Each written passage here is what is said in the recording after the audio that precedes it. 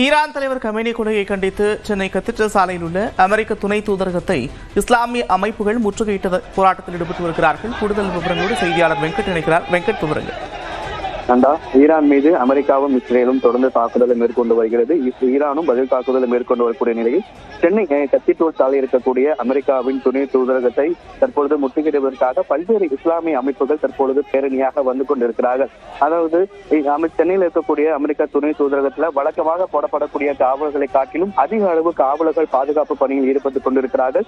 ஈரானுடைய தலைவர் காமினி கொலை செய்யப்பட்டதை கண்டித்தும் அதே போல ஈரானின் போரை நிறுத்த வேண்டும் என்கின்ற கோஷங்களை எழுப்பியபடி தற்பொழுது பல்வேறு இஸ்லாமிய அமைப்புகள் இந்த பேரணியில் பங்கு பெற்றிருக்கிறார்கள். குறிப்பாக அந்த அமெரிக்கா துணை தூதரகம் முன்பாக இருக்கக்கூடிய சாலைகளில் அவர்கள் தடுத்து நிறுத்தப்பட்டு கைது செய்யப்பட இருக்கிறார்கள். அவர்களை கைது செய்வதற்காக தடுப்புகள் அமைத்து பல்வேறு அரசு பேருந்துகளும் நிறுத்தி வைக்கப்பட்டிருக்கிறது.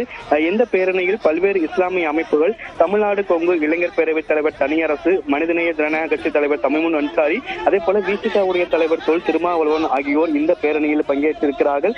ஈரானில் போரை உடனடியாக நிறுத்த வேண்டும் உள்ளிட்ட அந்த கோஷங்களை எழுப்பியபடியே தற்பொழுது ராயப்பேட்டில் இருக்கக்கூடிய நியூ கல்லூரி சாலையில் அவர்கள் பேரணியாக வந்து கொண்டிருக்கிறார்கள். அமெரிக்காவுடைய துணை தூதரகத்திற்கு முன்பாகவே அவர்கள் கைது செய்வதற்கான காவல்துறையினர் தற்பொழுது தயாராக இருக்கிறார்கள். நன்றி வெங்கட், விவரங்கள்.